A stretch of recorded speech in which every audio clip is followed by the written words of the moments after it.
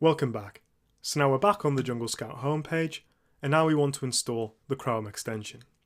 So we're going to come up to Products here, and then we're going to click the Chrome extension. And then all you need to do is scroll right down to the bottom of the page, and you'll see these two options, Pro and Lite. Feel free to go ahead and purchase the Pro if you like, but in this course, all you'll need is the Lite version, which is $97 for a one-time fee. So come and click this button. Next, simply fill out your credit card information.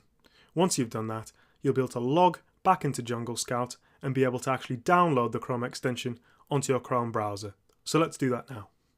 Okay, so I'm back in my product tracker section of Jungle Scout, and I'm just going to come up to the top here and click Chrome extension. Now I'm just going to scroll down until I see Install Chrome extension.